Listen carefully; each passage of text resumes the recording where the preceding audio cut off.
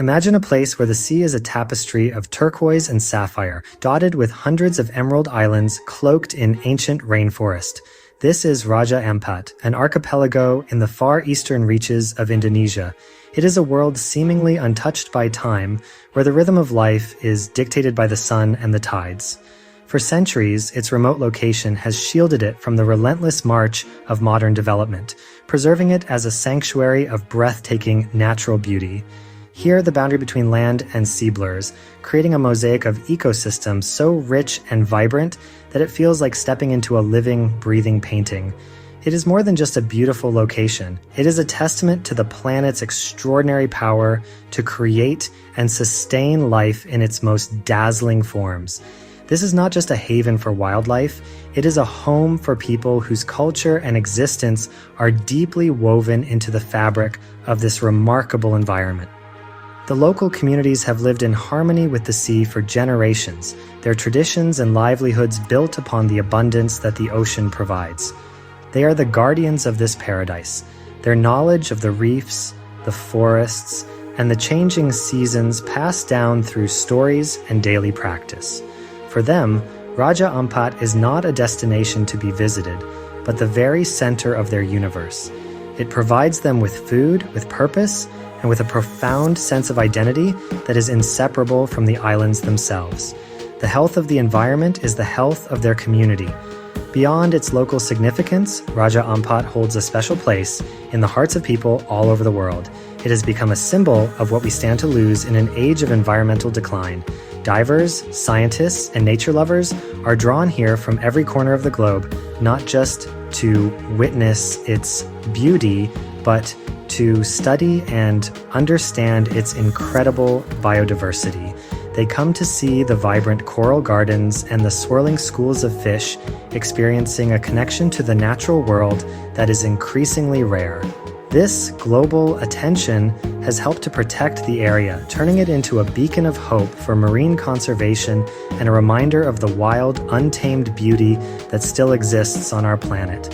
But today, this paradise stands at a precarious crossroads. A new and powerful force is knocking at its door, one that promises progress and prosperity, but threatens to unravel the delicate balance that makes this place so unique. The calm waters and quiet islands are now at the center of a global debate, a conflict between the immediate needs of a modern economy and the timeless value of preserving one of Earth's last great natural wonders.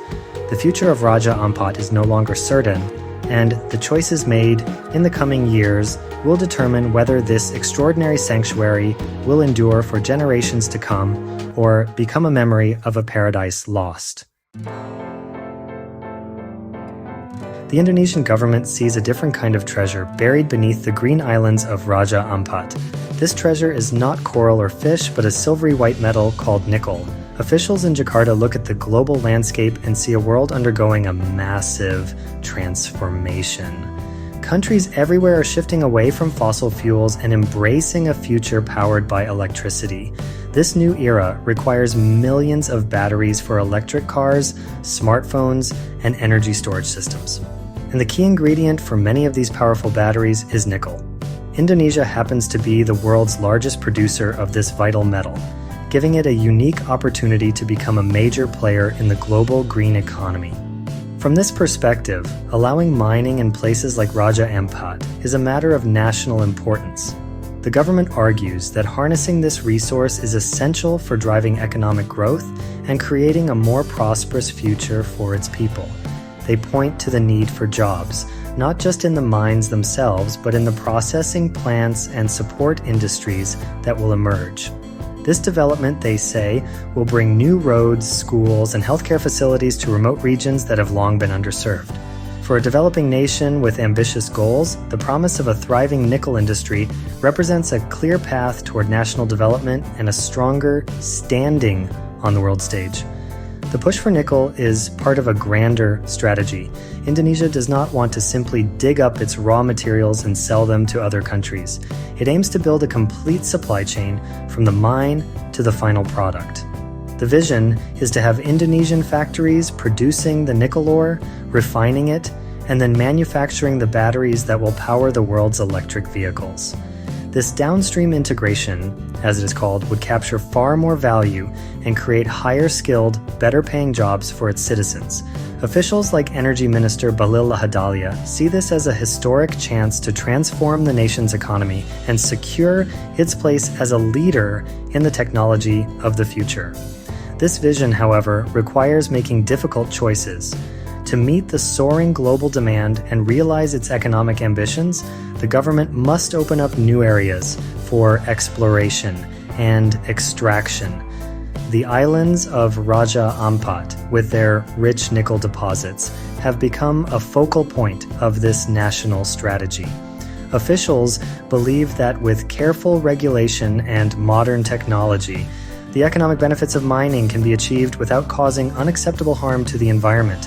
They see it as a calculated trade-off, a necessary step to lift communities out of poverty and power the nation's journey into a new industrial age, even if it means altering a place treasured for its pristine nature. Beneath the calm surface of Raja Ampat's waters lies a world of almost unimaginable richness and complexity. This is the heart of the Coral Triangle, a region often called the Amazon of the seas for its staggering biodiversity. But even within this special area, Raja Ampat stands apart.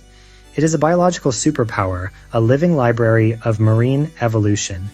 Scientists have found more than 540 different species of coral here, which is an astonishing 75% of all known coral species on Earth. These corals build vast, intricate cities that provide shelter and food for a breathtaking array of other creatures. It is a place where life is layered upon life, creating an ecosystem of unparalleled vibrancy. The inhabitants of these coral cities are just as impressive. Researchers have cataloged over 2,500 species of reef fish in these waters, a kaleidoscope of colors, shapes, and sizes that dance through the coral gardens. From the tiny pygmy seahorse, perfectly camouflaged on a sea fan, to the majestic manta ray gliding gracefully through the currents, the diversity is simply astounding. This is not just a collection of individual species. It is a perfectly functioning community where every creature plays a vital role. The health of these waters has made Raja Ampat a critical sanctuary for many rare and threatened species, offering them a refuge in a world where their habitats are rapidly disappearing. This extraordinary natural wealth has also given rise to a new and sustainable economy for the local people. The secret of Raja Ampat's beauty is out, and it has become a world-renowned destination for ecotourism. Divers and snorkelers travel from all over the globe to immerse themselves in this underwater wonderland. This has created jobs for local guides, boat operators, and guesthouse owners, providing a source of income that directly depends on keeping the environment healthy. In 2023, nearly 20,000 visitors came to witness this paradise, a number that has grown steadily. This shows that protecting nature can also be a powerful engine for economic well-being, one that rewards conservation rather than destruction. The value of Raja Ampat, therefore, cannot be measured in simple terms. It is a designated UNESCO Global Geopark, a recognition of its unique geological and ecological importance to the entire planet. It serves as a natural laboratory for scientists studying climate change, coral resilience, and marine biology. The genetic diversity found here may hold the keys to restoring damaged reefs in other parts of the world. It is a living treasure chest, a source of wonder, knowledge, and sustainable livelihoods. This is the incredible, delicate world that now finds itself in the shadow of the diggers' machines, a vibrant kingdom whose future hangs in the balance.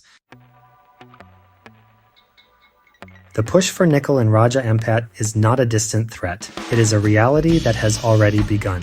Several companies have been granted licenses to explore and mine on these precious islands, turning parts of this natural sanctuary into industrial zones. These permits cover a vast area of over 22,000 hectares, equivalent to more than 55,000 acres of forest and coastline. The most prominent operator is a company called PT Gag Nickel, a subsidiary of the state-owned mining giant Antam. It has been actively mining on Gag Island, one of the larger islands in the archipelago, since 2018. Its operations are a stark preview of what a future dominated by mining could look like for the entire region. The process of nickel mining fundamentally transforms the landscape. It begins with clearing the land of its ancient rainforest, stripping away the trees and vegetation that hold the soil together and provide a habitat for countless species. Once the forest is gone, heavy machinery moves in to dig massive open pits, scraping away the topsoil to reach the nickel ore buried beneath. This ore is then excavated and transported to coastal areas, where it's loaded onto barges for shipment to processing plants. Every step of this process leaves a deep and lasting scar on the land, turning a once lush green island into a barren, red-earthed industrial site. While PT Gag Nickel is the largest player, it is not alone. 4 other companies have also secured permits from local authorities to operate in the area. These include firms like PT Anugera Surya Pratama and PT Kawe Sajatra Mining. Although some of their operations have been halted or are less advanced, their presence signifies a wider ambition to expand mining across the archipelago. In a deeply concerning move in early 2025, the government issued new permits for mining on the smaller islands of Manyaifun and Batang Pele. These islands are not only designated as protected forest areas, but are also located within the boundaries of the UNESCO Global Geopark, raising serious questions about the government's commitment to its own conservation laws. This expansion has been met with alarm by those who see the irreversible damage it can cause. The arrival of the miners represents a clash of 2 completely different worlds. On one side is the slow, patient world of nature, which has taken millions of years to build the complex ecosystems of Raja Ampat. On the other is the fast-paced world of industry, driven by global market demands and the promise of quick profits. As the bulldozers clear the forests and the pits grow deeper, the fundamental conflict between these 2 worlds becomes painfully clear, written across the wounded landscape of the islands themselves. The diggers have arrived, and paradise may never be the same. The consequences of nickel mining are not confined to the land that is cleared. The environmental damage spreads outwards, tainting the air, the soil, and most critically, the surrounding sea. One of the most visible impacts is deforestation. Satellite images from recent years paint a grim picture, showing that over 500 hectares of pristine forest have already been cut down on islands like Gag and Kawe. These are not just trees, they are the lungs of the islands and the homes of unique birds, insects, and other animals. When the forest is removed, the bare earth is left exposed to the heavy tropical rains, creating a new and devastating problem: erosion. This exposed red soil, rich in iron and other minerals from the mining process, is easily washed away by the rain. It flows in muddy red rivers down the hillsides and directly into the clear coastal waters. This runoff, known as sediment, clouds the sea, turning the vibrant turquoise waters into a murky brown soup. This is not just a matter of aesthetics, it is a death sentence for the life below. The fine sediment smothers the delicate coral reefs, blocking the sunlight they need to survive and choking the tiny polyps that build the reef structure. What was once a bustling underwater city becomes a barren, muddy wasteland. The impact on marine life is immediate and catastrophic. As the corals die, the thousands of species of fish and other creatures that depend on them for food and shelter are forced to leave or perish. Local fishers and dive guides have reported a dramatic change in the waters around the mining sites. They speak of the sea becoming murkier and of seeing fewer and fewer fish. Catches have declined, threatening the livelihoods of communities that have relied on fishing for generations. The very biodiversity that makes Raja Ampat a global treasury zone is being systematically dismantled by the pollution flowing from the mines. The damage is not theoretical. It is a daily reality for the people who live there. This process creates a vicious cycle of degradation. The loss of the coral reefs, which act as natural barriers, makes the coastlines more vulnerable to erosion and storm surges. The decline in fish populations undermines both the local food supply and the tourism industry. The destruction of the rainforest harms biodiversity on land and contributes to climate change. The environmental cost of extracting this one metal is immense, creating a cascade of negative effects that threaten to unravel the entire ecosystem. The scar left by the mines is far deeper than the pits dug into the earth. It is a wound that bleeds into the sea, poisoning the very heart of paradise. For the people who call Raja Ampat home, the arrival of the mining industry has brought a deep sense of fear and uncertainty. Their lives are intricately connected to the health of the sea, and they are the first to notice when something is wrong. Fishermen who have cast their nets in these waters, their entire lives now speak of troubling changes. They report that they have to travel further and further from their villages to find fish, and that the fish they do catch are often smaller. They see the red sediment staining the water after a heavy rain and know that it is smothering the reefs where the fish they depend on used to live and breed. Their traditional knowledge tells them that a sick sea means a difficult future. The worries are echoed by those who have built their livelihoods on sharing Raja Ampat's beauty with the world. Local tour guides and the owners of small guest houses, known as homestays, have watched the rise of ecotourism with hope. For them, a living coral reef is far more valuable than any mineral buried in the ground. They fear that the visible pollution and environmental damage will drive visitors away. A tourist who travels halfway around the world to see pristine reefs will not return if they find them covered in mud. These entrepreneurs see the mining operations as a direct threat to their business, an industry that promises short-term jobs while destroying the long-term sustainable economy they have worked so hard to build. The concerns go beyond just economics. They touch the very culture and soul of the communities. For the indigenous people of Raja Ampat, the islands and the sea are sacred. They are not just resources to be exploited, but are part of their heritage, their identity, and their spiritual world. The forests that are being cleared are home to ancient spirits, and the reefs are the gardens of their ancestors. The destruction of these natural places is seen as a profound disrespect to their way of life and their connection to the land. They worry that the promises of jobs and development from mining companies come at too high a price, the loss of their culture and the inheritance they wish to pass on to their children. These whispers of worry have now grown into a chorus of voices demanding to be heard. Community leaders are speaking out, sharing their observations and fears with local governments and the wider world. They feel caught between the powerful forces of the national government's economic plans and their deep-seated desire to protect their home. They are not against development, but they question whether this is the right kind of development for Raja Ampat. They ask a simple but powerful question: what good are a few temporary jobs if the sea that has sustained them for centuries is lost forever? Their voices carry the weight of generations, a plea to choose a future that honors both people and nature. As the threats to Raja Ampat have become more apparent, the local and international response has grown stronger and more organized. The quiet whispers of worry have transformed into a powerful tide of resistance, using protests, legal challenges, and global campaigns to defend this precious ecosystem. People are no longer willing to stand by and watch their home be destroyed. Environmental groups like Greenpeace Indonesia have played a crucial role in amplifying the voices of local communities, bringing the issue to the attention of a worldwide audience. They have documented the damage with powerful videos and satellite imagery, making the destruction impossible to ignore. This activism has taken many forms, from peaceful demonstrations to strategic legal action. In a significant victory in March 2024, Indonesia's highest court, the Constitutional Court, delivered a landmark ruling. It stated that small islands like those in Raja Ampat require special protection and should be considered off-limits to destructive activities like mining.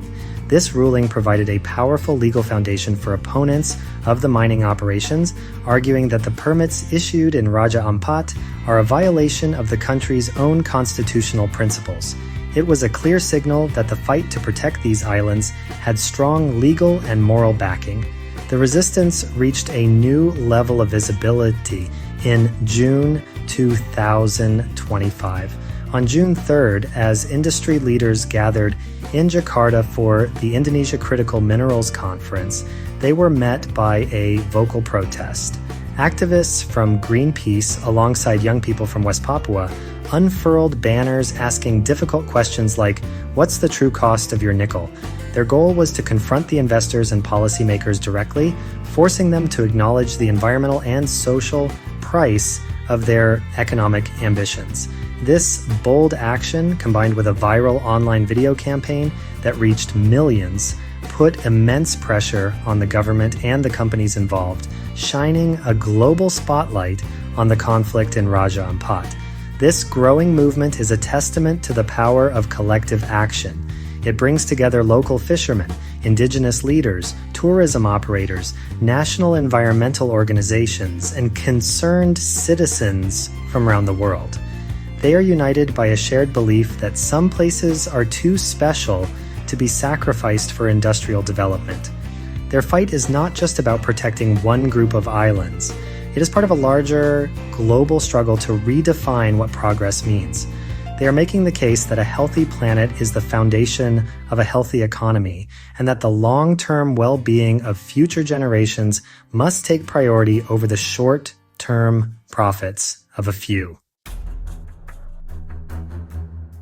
The relentless pressure from activists, the widespread media coverage, and the growing public outcry finally forced the government to act. In early June 2025, facing a storm of criticism, officials announced a significant change of course. Energy Minister Bahlil Lahadalia, who had previously championed the nickel industry, declared a temporary halt to the operations of PT Gag Nickel on Gag Island. He promised that a full review would be conducted by a team from his ministry who would visit the site to assess the situation firsthand. This was a major concession, a public acknowledgement that the concerns raised by the protesters could no longer be ignored. This announcement was followed by strong statements from other parts of the government. The Environment Minister, Hanif Nurofiq, warned that his department would have zero tolerance for any company found to be violating environmental laws. He revealed that 4 mining companies in the region had already been sanctioned for serious breaches, including illegal forest clearing and improper waste management. Meanwhile, a powerful commission in Indonesia's parliament, responsible for tourism and industry, called for a comprehensive reevaluation of all mining permits in Raja Ampat. They began to question whether mining should be allowed to continue at all if it threatened the globally significant ecosystem. This sudden flurry of activity marked a critical turning point. It showed that the government was feeling the heat, both domestically and internationally. The powerful narrative of economic progress was now being challenged by an equally powerful narrative of environmental destruction. The decision to pause the mining operations, even if temporary, was a clear victory for the activists and communities who had fought so hard. It provided a crucial breathing space, a moment to reassess the path forward, and to hold the government and mining companies accountable for their promises of responsible practices. The pause was a signal that the voice of the people could indeed make a difference. However, the future remains uncertain. A temporary halt is not a permanent ban. The powerful economic forces driving the demand for nickel have not disappeared. The government's actions could be a genuine first step toward better protection for Raja Ampat, or they could simply be a tactic to quiet the public outcry until the attention fades. The coming months will be critical in determining the true outcome. The review process must be transparent and thorough, and the voices of local communities and independent scientists must be central to any final decision. This moment of pause is an opportunity, but the fight to secure a safe future for this paradise is far from over. We have arrived at a defining moment for Raja Ampat, a moment that encapsulates one of the greatest challenges of our time. Here, in this remote and beautiful corner of the world, 2 powerful and conflicting visions for the future have collided. On one side stands the vision of industrial progress powered by the global demand for nickel. It is a future that promises economic growth, jobs, and a place for Indonesia at the forefront of the new green economy. It speaks the language of development, of national ambition, and of harnessing natural resources to build a more prosperous nation for millions of its citizens. This vision sees the Earth as a source of wealth to be extracted. On the other side stands a different vision, one that sees value not in what can be taken from the Earth, but in what can be preserved. This is a future based on the irreplaceable wealth of biodiversity, the quiet resilience of ancient ecosystems, and the wisdom of communities who have lived in harmony with nature for centuries. It is a future powered by sustainable tourism, where livelihoods are built on protecting beauty rather than destroying it. This vision speaks the language of conservation, of legacy, and of our responsibility to be stewards of the planet's most precious treasures. It sees the Earth as a sacred home to be protected for all time. The story of Raja Ampat forces us to ask fundamental questions. What is the true meaning of progress? Is it measured only in economic output and industrial capacity, or should it also include the health of our oceans and the well-being of the communities that depend on them? The global transition to green energy is vital in our fight against climate change, but we must be careful. If our quest for the minerals needed for batteries leads to the destruction of ecosystems as vital and unique as Raja Ampat, have we truly solved one problem, or have we simply traded one form of environmental disaster for another? Ultimately, the choice facing Raja Ampat is a choice that faces all of humanity. It is a decision between short-term gain and long-term survival, between exploiting the planet and coexisting with it. The fate of these islands will be a powerful symbol of the path we choose to take. Will we allow one of the last true paradises on Earth to be scarred beyond recognition for the sake of quick economic profit? Or will we find the wisdom and the courage to declare that some places are too precious to be destroyed? The future of Raja Ampat and places like it depends entirely on our answer.